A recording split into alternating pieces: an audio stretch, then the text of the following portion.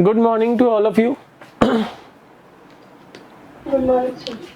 कैसे हो सब? सर ठीक। वीकेंड कैसा रहा? सर चला। कल आप लोगों का फर्स्ट यूनिट टेस्ट है अकाउंट्स का। Yes sir. कैसा फील कर रहे हो?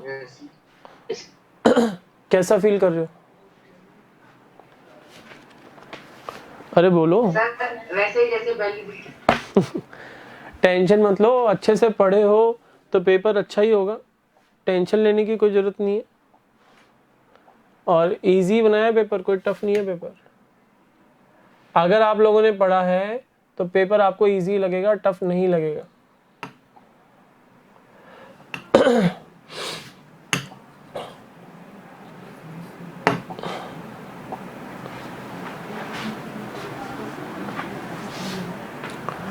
हाँ जी, अकाउंटिंग इक्वेशन में बोलो, डाउट्स पूछो बेटा अपने। सबको अकाउंटिंग इक्वेशन में डाउट्स हैं? बोलो कौन से क्वेश्चन में डाउट्स हैं? सर मैंने ना एक क्वेश्चन मतलब ये बुक का नहीं है, वो थोड़ा कहीं बाहर का है, तो मैंने उसमें देखा interest on capital, interest on drawing और एक डेप्रिसिएशन का वो आ गया था ट्रांजेक्शन। तो एक बार अच्छा, वो थोड़ा बता दीजिए अगर पेपर में आ जाए तो।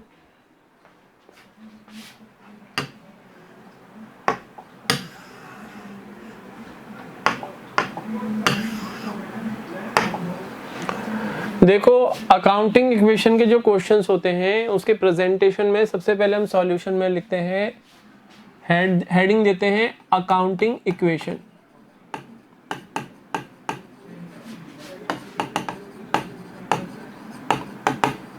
ठीक है, उसके बाद आप लिखते हो assets is equal to capital. Capital पहले लिख लेना क्योंकि कैपिटल में इसका फर्दर क्लासिफिकेशन नहीं होता। लायबिलिटीज में तो फिर डिफरेंट लायबिलिटीज आएंगी तो कॉलम्स बनेंगे, तो लायबिलिटीज बाद में लिखा करो। ठीक है, अब पायल आपने पूछा कि सर अगर क्वेश्चन में इंटरेस्ट ऑन कैपिटल आ जाए, इंटरेस्ट ऑन कैपिटल आ जाए तो उसका क्या ट्रीटमेंट करेंगे? इंटरेस्ट ऑन कैपिटल पे कर दी क्या? यस सर है यही था। पेड इंटरेस्ट ऑन कैपिटल, यही लिखा होगा ना, paid interest sir. On capital to the owner. तो आईओसी का जब पेमेंट किया तो असेट साइड में कैश आपका रिड्यूस होगा। पेमेंट किया तो कैश रिड्यूस होगा, यस और नो? Yes sir. ठीक है, और क्योंकि आईओसी क्या है, इंटरेस्ट ऑन कैपिटल क्या है, ये फर्म, ये बिजनेस ऑर्गेनाइजेशन किसको पे करता है? प्रोप्राइटर को पे करता है उसकी कैपिटल के ऊपर इंटरेस्ट। ठीक है, यस सर। तो कैपिटल के अंदर प्रोप्राइटर की इनकम है, प्रोप्राइटर की इनकम है, लेकिन ध्यान रखना प्रोप्राइटर की इनकम तो है लेकिन इंटरेस्ट ऑन कैपिटल से क्या होगा? इंटरेस्ट ऑन कैपिटल से क्या होगा? बोलो। इंटरेस्ट ऑन कैपिटल से फर्म के प्रॉफिट्स भी तो डाउन होंगे, फर्म के प्रॉफिट्स भी तो डाउन होंगे, यस और नो? मेरे ख्याल से जो तुमने क्वेश्चन पढ़ा होगा आईओसी का पेमेंट नहीं किया होगा, बस ये लिखा होगा कि IOC is made due to the proprietor या IOC is allowed to the paid IOC and IOD. Paid IOC and IOD ये लिखा हुआ था। तो मुझे बताओ, आईओसी की बात है, अगर आईओसी की बात है तो आईओसी बिजनेस ऑर्गेनाइजेशन के लिए क्या है? एक्सपेंस है ना। ऑर्गेनाइजेशन प्रोप्राइटर को देता है तो एक्सपेंस है। एक्सपेंस बढ़ेंगे तो प्रॉफिट कम होगा, एक्सपेंस बढ़ेंगे तो प्रॉफिट कम होगा, यस और नो? Yes sir. तो एक तरफ तो आपकी कैपिटल आईओसी से, क्योंकि एक्सपेंस बढ़ेंगे तो आईओसी का अमाउंट अगर 2000 है तो कैपिटल 2000 से डाउन होगी क्योंकि आपके प्रॉफिट्स कम हो गए। Yes sir. और दूसरी तरफ आईओसी प्रोप्राइटर को ही अलाउ किया जाता है तो 2000 कैपिटल बढ़ेगी भी क्योंकि वो कैपिटल अकाउंट में जाके क्रेडिट होगा, वो कैपिटल अकाउंट में जाके क्रेडिट होगा। तो -2000 और +2000 दोनों ही कैपिटल में ही होंगे और कहीं कोई इफेक्ट नहीं आएगा। बोलो, बात आ गई समझ में? Okay sir. Payal, doubt clear हुआ बेटा? Yes sir. Sir Yes, sir. Sir अगर आईओसी हमने कैश में पे कर दिया प्रोप्राइटर को, तब क्या होगा? ये तो तब है जब अलाउ किया। ये कब है? जब अलाउ किया। अगर प्रोप्राइटर को कैश में ही पे कर दिया, ये तो तब है जब अलाउ किया, पे नहीं किया अभी, केवल अलाउ किया है। अलाउ करते हैं ना, तब एंट्री पता क्या होती है? एंट्री होती है interest on capital account debit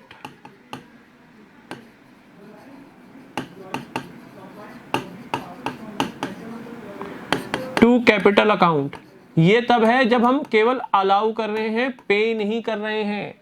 मान लो 2000 rupees interest on capital allow हुआ, तो interest on capital account debit to capital account.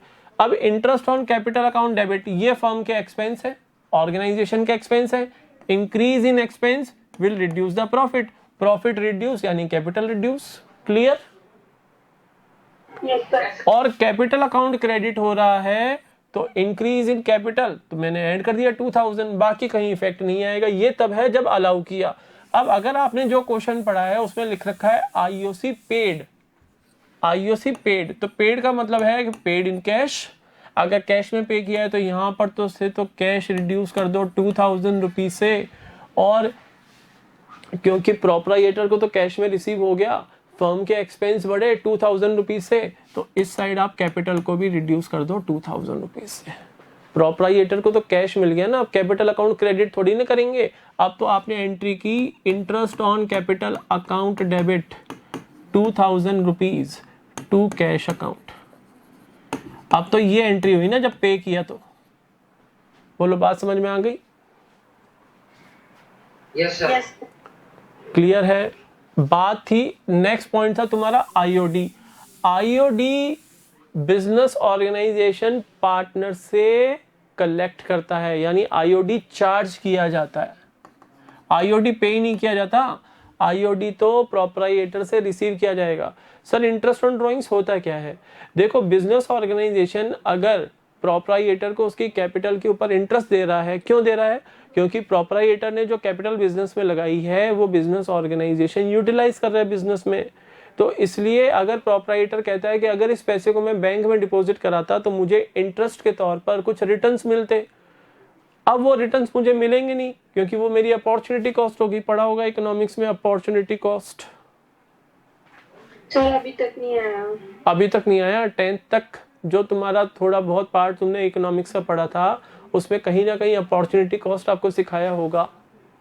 Opportunity cost क्या होती है? जैसे इसी एग्जांपल में ले लो कि प्रोप्राइटर ने अगर 5 लाख रुपए बिजनेस में लगाए हैं, अगर वो 5 लाख रुपए वो बैंक में डिपॉजिट कराता, तो मान लो 5 लाख के ऊपर उसको 10% इंटरेस्ट मिलेगा 1 साल का, तो 5 लाख का 10% यानी 50,000 रुपए का जो इंटरेस्ट है वो उसकी अपॉर्चुनिटी कॉस्ट है। Because since the proprietor is investing ₹5 lakh in the business, बजाय उस 5 लाख को बैंक में डिपॉजिट कराने के वो बिजनेस में लगा रहा है, तो बैंक में डिपॉजिट नहीं कराने की वजह से जो वो इंटरेस्ट इनकम खो रहा है, यानी जो जिस इंटरेस्ट इनकम का वो लॉस बियर कर रहा है, उसको बोलते हैं अपॉर्चुनिटी कॉस्ट। यानी 50,000 रुपए की इंटरेस्ट इनकम उसकी अपॉर्चुनिटी कॉस्ट है। अब क्योंकि बिजनेस ऑर्गेनाइजेशन प्रोप्राइटर को इस कैपिटल के ऊपर इंटरेस्ट देने के लिए तैयार है, दे रहे हैं ना, अभी हमने पढ़ा था आईओसी। तो इन द सेम वे अगर प्रोप्राइटर बिजनेस फंड्स में से अपने पर्सनल पर्पस के लिए कुछ अमाउंट विड्रॉ करता है, तो उस अमाउंट के ऊपर ऑर्गेनाइजेशन उससे इंटरेस्ट चार्ज करता है। अब ऑर्गेनाइजेशन कहेगा कि आप हमारा पैसा अपने पर्सनल पर्पस के लिए यूज कर रहे हो, तो you have to make the payment of interest to us. Clear है? आईओडी आईओडी होता क्या है, ये क्लियर हुआ? Yes sir. अब आईओडी अगर केवल चार्ज किया है, प्रोप्राइटर से कैश में रिसीव नहीं हुआ, केवल चार्ज किया है, तो चार्ज करेंगे आईओडी। तो आईओडी मुझे बताओ, प्रोप्राइटर के लिए तो एक्सपेंस हो गया क्योंकि वो ऑर्गेनाइजेशन को पे करेगा, और हमारे ऑर्गेनाइजेशन के लिए क्या हो गई? इनकम हो गई। तो हम एंट्री करते हैं, एंट्री हम क्या करेंगे? Drawings account debit to interest on drawings account. हम एंट्री ये करते हैं, मान लो 1000 से हमने एंट्री कर दी है। अब ये मैंने आपको बता रखा है कि ड्रॉइंग्स अकाउंट ईयर एंड में कहाँ ट्रांसफर होता है, कैपिटल अकाउंट में, क्योंकि ड्राइंग्स भी प्रोप्राइटर को ही बिलोंग करती है। तो ईयर एंड में ड्राइंग्स अकाउंट का जो डेबिट बैलेंस होता है वो कैपिटल अकाउंट के डेबिट साइड में शिफ्ट हो जाता है। तो ड्राइंग्स के अमाउंट से कैपिटल आपकी रिड्यूस हो जाती है। तो इसका अब अगर आपने केवल चार्ज किया है तो अकाउंटिंग इक्वेशन पे इसका क्या इफेक्ट आएगा, मुझे ये समझाओ। बेटा ड्राइंग्स अकाउंट कहाँ डेबिट होता है जाके, कैपिटल अकाउंट में, तो ये कैपिटल को रिड्यूस करेगा 1000 से, यस और नो। और आईओडी ऑर्गेनाइजेशन की क्या है, इनकम है ना, आईओडी इनकम है, और इनकम अगर इंक्रीज हो रही है तो कैपिटल इंक्रीज होगी, तो एट द सेम टाइम 1000 से इंक्रीज भी होगा। तो इसका ये इफेक्ट आएगा कि कैपिटल अकाउंट में ही ये माइनस होगा और कैपिटल अकाउंट में ही ये प्लस होगा। लेकिन ये तो तब है जब केवल चार्ज किया है, हमें रिसीव नहीं हुआ अभी इंटरेस्ट ऑन ड्राइंग्स। अगर रिसीव हो जाए, क्वेश्चन में लिखे इंटरेस्ट ऑन ड्राइंग्स रिसीव्ड ₹1000, तो फिर बेटा मैं ड्राइंग्स अकाउंट की जगह क्या डेबिट करूंगा, कैश अकाउंट। रिसीव हुआ है ना, तो कैश अकाउंट डेबिट करूंगा, cash account debit to interest on drawings लिखूंगा। तो कैश के अंदर ऐड करोगे, कैश में 1000 ऐड करोगे, यस और नो। Yes sir. और दूसरा interest on drawings account credit हुआ, यानी प्रॉफिट्स आपके बढ़े, तो यहां पर फिर ये ट्रीटमेंट नहीं होके कैपिटल में केवल ऐड होगा 1000, क्योंकि प्रॉफिट्स बढ़ रहे हैं ना आपके, इनकम से प्रॉफिट्स बढ़ेंगे तो कैपिटल आपकी इंक्रीज होगी। बोलो समझ में आ गया ये। Yes sir. इसके बाद आपने थर्ड पॉइंट पूछा था, डेप्रिसिएशन। मान लो हमारे पास कोई फिक्स असेट है, मशीनरी। ये मशीनरी हमारे पास 5 लाख रुपए की थी, और मान लो यहाँ पर 5 लाख रुपए की कैपिटल थी, लायबिलिटी कुछ भी नहीं थी, 0। तो ये अकाउंटिंग इक्वेशन अभी मैच कर रही है आपकी 5 लाख इज टू 5 लाख। अब मान लो मशीनरी पे हमने डेप्रिसिएशन लगा दिया, डेप्रिसिएशन ऑन मशीनरी 50,000 रुपीज, तो मशीनरी आपकी 50,000 से कम होगी। मशीनरी पे डेप्रिसिएशन लगा तो value of the machinery will reduce by ₹50,000। और डेप्रिसिएशन हमारे क्या है, एक्सपेंस है, पढ़ाया था मैंने सेकंड चैप्टर में। Depreciation is a non cash expense. Expense बढ़े तो प्रॉफिट कम, प्रॉफिट कम तो capital come, -50,000।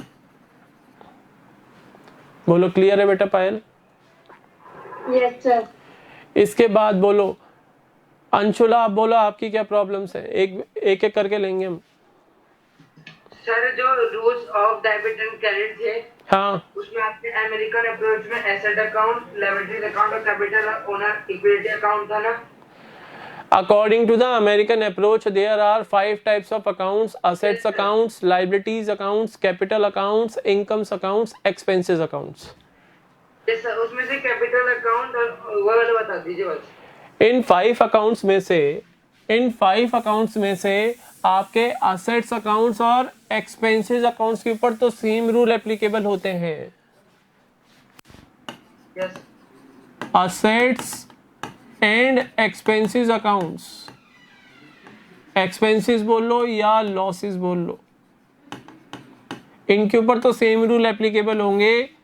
These accounts will increase on the debit side और decrease on the credit side. Increase in asset या इंक्रीज इन एक्सपेंस और loss will be shown on the debit side, and decrease in assets या decrease in expenses और losses will be recorded on the credit side. बस यही rule है। बात करते हैं लायबिलिटी अकाउंट्स की।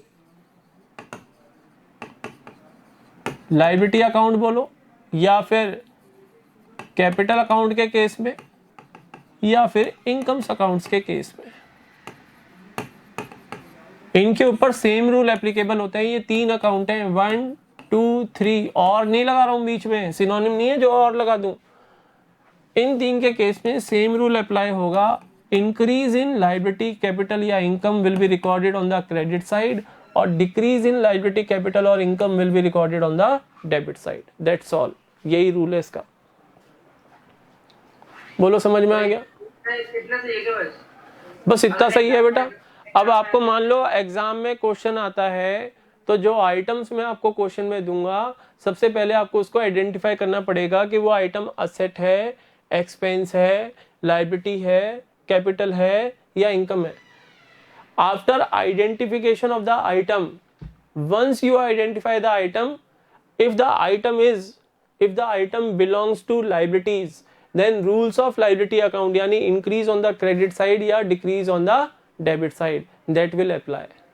तो फर्स्ट ऑफ ऑल आपको क्या करना पड़ेगा, आइटम को आइडेंटिफाई करना पड़ेगा।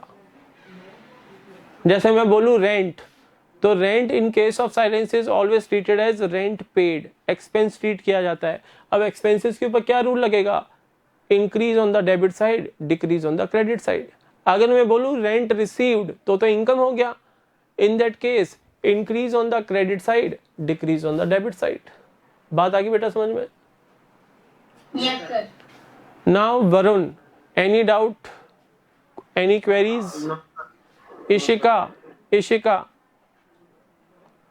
देखो, पायल के सारे डाउट्स हो चुके हैं, पांडे जी के हो चुके, मित्तल जी को कोई डाउट है नहीं। अब सिंगल जी से बात करेंगे हम। हाँ जी। नो सर, अभी तक फर्स्ट वीडियो है, बहुत फर्स्ट वीडियो। बेटा आज तुम अकाउंटिंग इक्वेशन के सारे वीडियोस देखोगी बैठ के, उससे पहले सोना नहीं है, क्योंकि ये चैप्टर वो चैप्टर है जिसमें से प्रैक्टिकल क्वेश्चंस बनते हैं तुम्हारे यूनिट टेस्ट में। अदर 2 चैप्टर्स तो थ्योरी हैं पूरे, तो वहां से प्रैक्टिकल क्वेश्चन डेवलप नहीं हो सकते। इस चैप्टर में से ही प्रैक्टिकल क्वेश्चन आएगा, और practical question maximum marks cover करेगा। मैं बता दूं ये चीज कि प्रैक्टिकल क्वेश्चन के मैक्सिमम मार्क्स हैं, practical question maximum marks cover करेगा तुम्हारे यूनिट टेस्ट का। तो सिंगल एक वीडियो आपने देख लिया उससे काम नहीं चलेगा, तुम्हारी वजह से तो मैंने सारे परसों बैठ के सारे वीडियोस अपलोड करवाए हैं।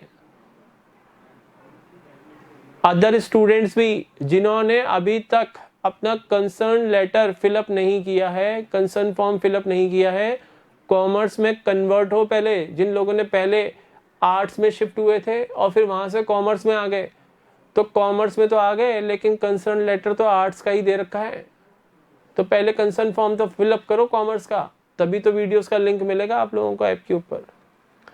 तो जिन बच्चों ने क्लासेस नहीं ली थी वो बेटा आज बैठ के सारी वीडियोस देखो, ऑलरेडी ऐप के ऊपर अपलोड हो चुके हैं सारे videos up to accounting equations chapter. हाँ जी लेखराज, तुम्हारी कोई क्वेरीज बेटा? Yes sir, prevalence. Prevalence. बेटा समझिए, Relevance. Relevance sir. Relevance first chapter qualitative characteristics. Yes sir. बेटा रेलिवेंस का मतलब ये है कि while preparing the final accounts of the business organisation, केवल वो ही इंफॉर्मेशन हम फाइनल अकाउंट्स में यूजर्स को प्रेजेंट करेंगे जिन इंफॉर्मेशन से यूजर का डिसीजन चेंज हो सकता है, यानी only material information will be provided to the users of accounting information. If an information is not material, that is the effect of such information will not change the decision taken by the users, then such information will not be provided in the final accounts। क्यों sir ऐसी information को final accounts में provide क्यों नहीं करेंगे? Because उस information से user का डिसीजन चेंज नहीं हो रहा, उस इंफॉर्मेशन की नॉलेज भी मिल जाए उस यूजर को तो यूजर का डिसीजन चेंज नहीं होगा। तो ऐसी इंफॉर्मेशन को देखकर आप फाइनल अकाउंट्स को क्या बना दोगे, बल्कि बना दोगे। और हमें फाइनल अकाउंट्स जो देने होते हैं वो समराइज फॉर्म में देने होते हैं, उनको हम डिटेल्ड फॉर्मेट में नहीं दे सकते। वो तो एक समरी देते हैं हम कि ड्यूरिंग द ईयर जो भी हमने फाइनेंशियल ट्रांजैक्शंस की हैं उनका नेट रिजल्ट क्या आया ईयर एंड के अंदर, तो वो तो एक समरी स्टेटमेंट होता है फाइनल अकाउंट्स। तो only relevant information must be given to the users of accounting information. अब रेलिवेंट इंफॉर्मेशन वो होगी जिस इंफॉर्मेशन की नॉलेज अगर यूजर को मिले तो उससे उसका डिसीजन चेंज हो सकता है, ऐसी इंफॉर्मेशन को बोलेंगे रेलिवेंट इंफॉर्मेशन, और वो यूजर टू यूजर डिफर करेगी। जैसे अगर हमारे ऑर्गेनाइजेशन के क्रेडिटर्स हैं तो क्रेडिटर्स के लिए रेलिवेंट इंफॉर्मेशन क्या है कि ऑर्गेनाइजेशन के पास ऑर्गेनाइजेशन इस साल में कितना प्रॉफिट जनरेट कर रहा है, ऑर्गेनाइजेशन जो गुड्स क्रेडिट बेसिस पे सेल कर रहा है उसका पेमेंट उनको टाइमली बेसिस पे मिल रहा है, ऑर्गेनाइजेशन की सॉल्वेंसी पोजीशन अच्छी है। ये इंफॉर्मेशन क्रेडिटर्स के पॉइंट ऑफ व्यू से रेलिवेंट है। और क्या रेलिवेंट नहीं है क्रेडिटर्स के पॉइंट ऑफ व्यू से? क्रेडिटर्स के पॉइंट ऑफ व्यू से क्या रेलिवेंट नहीं है? ऑर्गेनाइजेशन अपने गुड्स किस मार्जिन पे सेल कर रहा है, ये इंफॉर्मेशन रेलिवेंट नहीं है क्रेडिटर्स के लिए। अरे हम 100 रुपए का आइटम अगर 150 में बेचे या 120 रुपए में बेचे, क्रेडिटर को क्या प्रॉब्लम है भाई? ये तो हमारा क्राइटेरिया है कि अगर हमारी सेल्स अच्छी है तो हम लोअर मार्जिन रख के भी अच्छा प्रॉफिट कमा सकते हैं। और अगर किसी ऑर्गेनाइजेशन की सेल्स ही बहुत अच्छी नहीं है, इंप्रेसिव नहीं है, तो उसको तो अपनी कॉस्ट कवर करने के लिए मार्जिन थोड़े हाई रखने ही पड़ेंगे। लेकिन क्या ये इंफॉर्मेशन क्रेडिटर्स के पॉइंट ऑफ व्यू से रेलिवेंट है? Answer is no. दूसरी बात, रेलिवेंस के पॉइंट में ये बात बताई थी मैंने आप लोगों को कि जो कॉन्फिडेंशियल इंफॉर्मेशन है will never be disclosed to the outside parties. Confidential information या तो ओनर तक लिमिटेड रहेंगी या फिर मैनेजमेंट टीम तक लिमिटेड रहेंगी। और मैनेजमेंट टीम में भी जो आपके मैनेजर्स के 3 लेवल होते हैं मैनेजमेंट के। There are 3 levels of management. 12th में बिजनेस स्टडीज में पढ़ोगे, top level, middle level and lower level. तो जो कॉन्फिडेंशियल इंफॉर्मेशन होती है वो केवल टॉप लेवल मैनेजमेंट के साथ ही डिस्कस की जाती हैं, उनके सामने डिस्क्लोज की जाती हैं, और किसी लेवल ऑफ मैनेजमेंट के साथ कॉन्फिडेंशियल इंफॉर्मेशन को हम शेयर नहीं करते। बोलो, रेलिवेंस का पॉइंट समझ में आ गया लेखराज? इसके अलावा और कोई क्वेरी लेखराज आपकी? नहीं सर, अभी तो नहीं। कोई नहीं है। करण? हाँ बेटा। सर अगर कोई और नहीं पूछ रहा तो मैं एक और चीज पूछ लूं। बेटा करण का टर्न तो आ जाने दो। There are 6 students in the class and each student is equally important. तो बेटा करण, आपकी कोई क्वेरी हो तो पहले आप पूछो, फिर उसके बाद फिर वापस मैं वही सर्कल वापस रीस्टार्ट कर देंगे, सेम सर्कल को।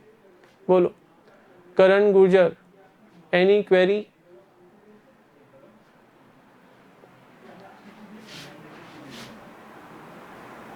अरे बेटा स्क्रीन के सामने नहीं हो क्या करण?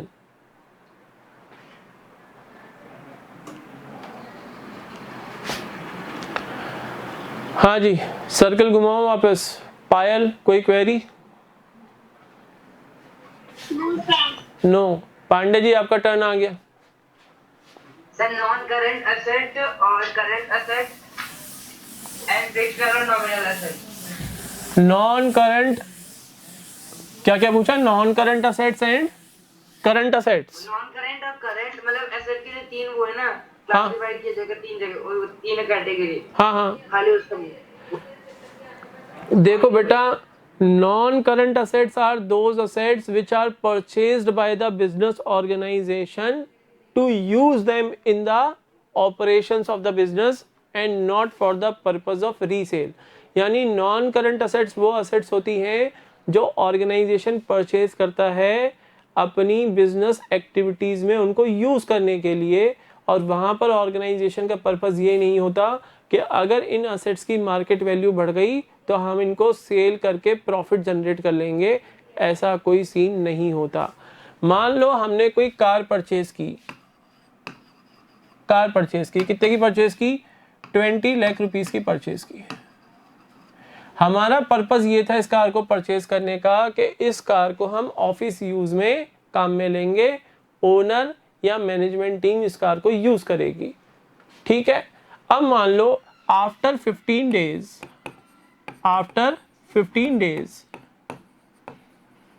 ओनर किसी मीटिंग में गया था तो वहां पे कार लेके गया था। वहां पर हमारे किसी क्लाइंट ने वो कार देखी और उस क्लाइंट को वो कार पसंद आ गई। अब इस कार का मॉडल मार्केट में अवेलेबल नहीं था, नहीं मिल रही थी उसको कार, और उसको वही मॉडल की कार लेनी थी।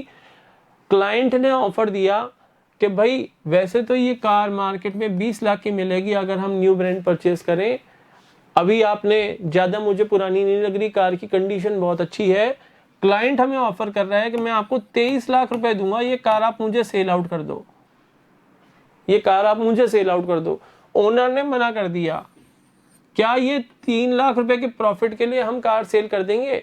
Answer is no. हमने कार परचेज की थी। At the time of purchasing the car, our motive, our objective was to use that car in the operations of the business organisation, यानी हमारे ऑफिस पर्पस के लिए purchase करने का purpose था।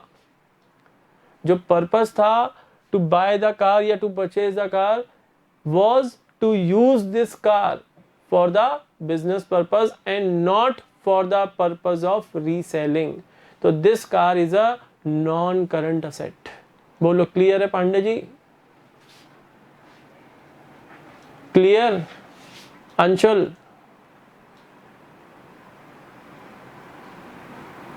अंशुल क्या हुआ बेटा, जवाब तो दो। क्लियर है ये?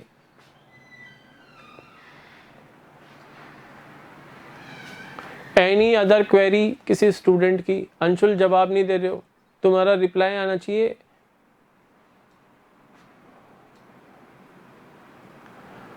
हाँ बेटा, और किसी बच्चे की कोई क्वेरी? सर अंशु का मैसेज आया है कि ना लाइट चली गई इस वजह से। हाँ तो बेटा वो कैसे सीखेगा फिर? बाद में देख लूंगा मैं, उसको कॉल के ऊपर ऑन कॉल करा दूंगा उसको बाद में। और किसी स्टूडेंट की कोई क्वेरी हो? Sir working capital. Working capital,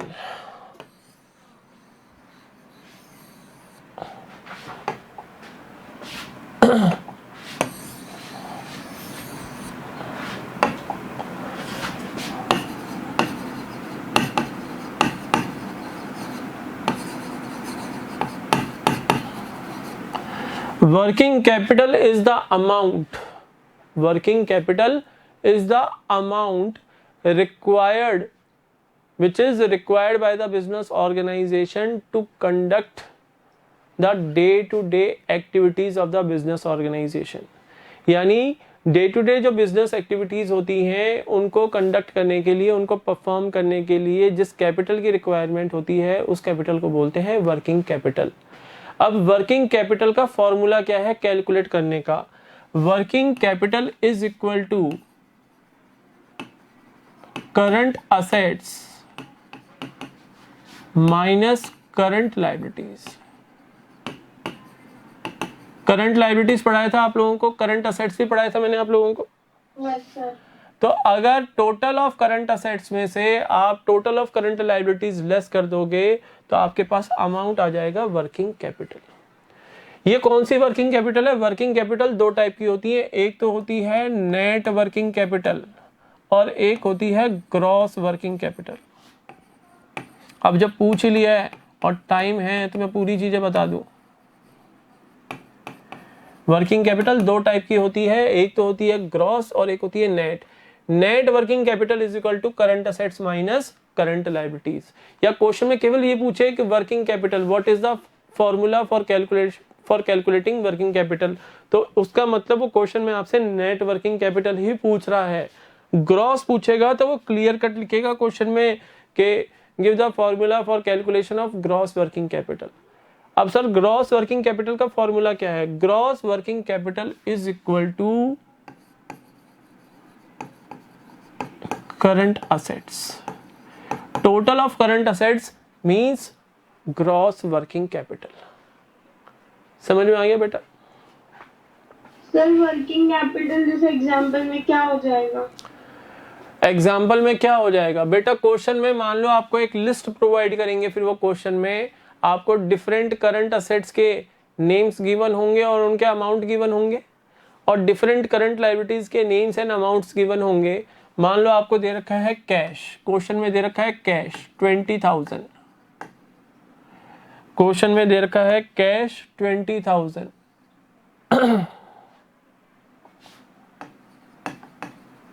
आपको डेटर्स दे रखे हैं 4,000 के, आपको स्टॉक दे रखा है 6,000 रुपीज़ का, और आपको दे रखे हैं क्रेडिटर्स 5,000 रुपीज़ के, आपको दे रखे हैं बिल्स पेबल 4,000 रुपीज़ के। बस क्वेश्चन में ये है। अब वो कह रहा है calculate the amount of working capital, तो टोटल ऑफ करंट असेट्स कितनी हो गई? 30,000। ठीक है बच्चे, ये करंट असेट्स हैं, कैश करंट असेट होता है, डेटर्स करंट असेट्स होते हैं, स्टॉक आपका करंट असेट्स होता है। तो ये हो गया आपके 30,000 and total of current liabilities कितनी हो गई? 9,000। आप लिखोगे 21,000 is the amount of working capital on the basis of information given in the question above.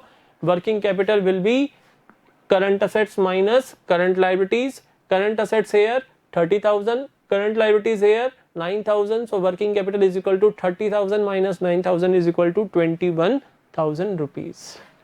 बोलो क्लियर है पायल? Yes sir. हाँ जी, और कोई डाउट्स किसी बच्चे के? No sir.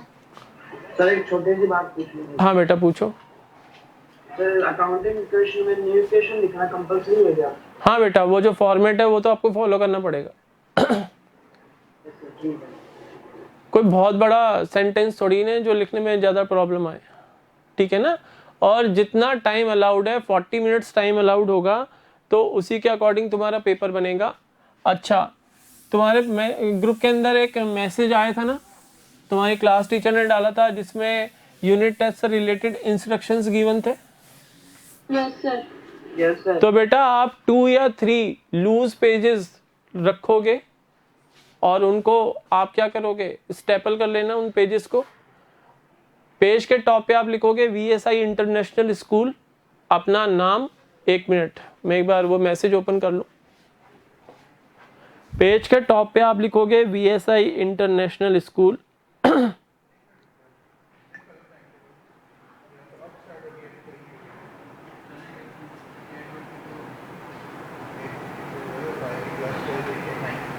हाँ जी, पेज के टॉप पे लिखोगे VSI international school unit test 1 session 2021-22। Message open कर लो, मैसेज सबके पास है, आप लोगों ने बोला है। उसके बाद आपको अपना लिखना है नाम, class, subject and date. Date होगी कल 27th, ठीक है ना। मैं आपको जैसे नॉर्मली हर दिन मैं आपको लिंक शेयर करता हूँ, वैसे मैं आपको लिंक शेयर करूँगा। आप क्लास में एडमिट हो गए, स्क्रीन पे आपको मैं पेपर शो करूँगा, PDF सेंड नहीं होगी। दूसरी बात, कल की क्लास के अंदर क्योंकि आपका पेपर होने वाला है, हर बच्चे का वीडियो ऑन रहेगा ड्यूरिंग योर एग्जाम। जिस बच्चे का वीडियो ऑन नहीं रहेगा उसका रिजल्ट डिक्लेयर नहीं होगा, ये माना जाएगा कि आप पेपर में एब्सेंट थे। तो अगर आप ऐसा फ़ोन यूज़ कर रहे हो या ऐसा लैपटॉप यूज़ कर रहे हो जिसमें आप कहते हो कि सर इसका कैमरा वर्क नहीं करता तो हम वीडियो ऑन नहीं कर सकते, तो बेटा 24 आवर्स हैं आपके पास, आप कोई और अरेंजमेंट करो आपका जिसमें आप अपना वीडियो ऑन कर सको। वीडियो ऑन होना मस्ट है, ठीक है। 40 मिनट्स का पेपर होगा, 40 minutes video must be on. हाँ सर मैं लैपटॉप और फोन दोनों से कनेक्ट होऊंगा क्योंकि फोन में कैमरा चल जाएगा, लैपटॉप मतलब थोड़ा बड़ा दिखता है तो मुझे मतलब बेटा वीडियो ऑन रहना चाहिए। तुम किससे कनेक्ट होते हो उससे मुझे कोई मतलब नहीं है, वीडियो 40 मिनट्स तुम्हारा ऑन रहेगा। 4th पॉइंट है कि आपको अपना पेपर 40 मिनट्स में करने के बाद फिर मैं आपको 5 मिनट और दूंगा, उस आंसर शीट की आप फोटो क्लिक करके उसको PDF में कन्वर्ट करोगे और उस PDF को अपने नाम से रीनेम करोगे, क्योंकि आप किसी ना किसी सॉफ्टवेयर के थ्रू कन्वर्ट करते हो PDF में, तो सॉफ्टवेयर का नाम आता है फिर PDF के अंदर। सॉफ्टवेयर का नाम नहीं आना चाहिए, आपका नाम आएगा। जैसे पायल मंगल का अगर मेरे पास PDF आता है तो वो पायल मंगल के नाम से आना चाहिए PDF। विदिन 5 मिनट्स आपको अपने जो आंसर शीट है उसको PDF में कन्वर्ट करके मुझे सेंड करना है। किस नंबर पे? मेरे नंबर जो मेन नंबर है लास्ट में 1345, उस नंबर पे सेंड करोगे। सर नंबर बता दो वापस, लो 960 पे मैंने मैसेज किया था ना, ये नंबर है बेटा मेरा। इस नंबर पे आप मुझे व्हाट्सअप करोगे, इस नंबर पे व्हाट्सअप करोगे, ठीक है। उसके बाद 5th पॉइंट है, जो बच्चा यूनिट टेस्ट नहीं देगा 12th में प्रमोट होने के चांसेस वीक हो जाएंगे। यानी यूनिट टेस्ट, आपके यूनिट टेस्ट के मार्क्स जो हैं आपके फाइनल रिजल्ट के अंदर इम्पोर्टेंस रखते हैं, ये कंसिडर किए जाएंगे आपके फाइनल रिजल्ट में, ईयर एंड में जो फाइनल रिजल्ट बनेगा आपका। ठीक है, अगर कोई प्रॉब्लम होती है एग्जाम के अंदर तो कांटेक्ट मुझे करोगे और किसी पर्सन को या और किसी फैकल्टी को या स्टाफ मेंबर को आप परेशान नहीं करोगे कॉल करके, आपकी प्रॉब्लम केवल मैं ही सॉल्व करूंगा कल के एग्जाम के अंदर। ठीक है ना, यहां तक सबको बात समझ में आ गई? लास्ट पॉइंट और सुन लो, लास्ट पॉइंट, इस यूनिट टेस्ट जो आपकी फिजिकल कॉपी होगी यूनिट टेस्ट की, उसको आप अपने पास सेफ रखोगे, यानी उसको एक फाइल के अंदर उसकी फाइलिंग कर लेना, और जिस दिन आपके एग्जाम खत्म होते हैं, यूनिट टेस्ट जिस दिन भी आपके खत्म हो रहे हैं, उस दिन से विदिन 7 डेज आपको अपनी वो फाइल स्कूल में सबमिट करानी है आके। मान लो आपके 5 पेपर्स हो रहे हैं, accounts, economics, BST, English and Hindi, 5 हो गए मान लो। अब और बच्चा कोई मैथमेटिक्स पढ़ रहा है वो अलग बात है, मान लो ये 5 सब्जेक्ट हो गए फॉर एन एग्जाम्पल। मान लो 5वां पेपर होता है आपका, कल लास्ट पेपर है ये मान लो, तो 27 जुलाई से विदिन 7 डेज आपको ऑल 5 यूनिट टेस्ट की जो आपकी फिजिकल कॉपी है वो एक फाइल में रख के और उसको स्कूल में आके सबमिट कराना है। क्लियर है बच्चों? Yes, sir. ठीक है बेटा, तो that's all for today. Have a nice day to all of you. Good bye and all the best for your tomorrow unit test. Thank you, sir.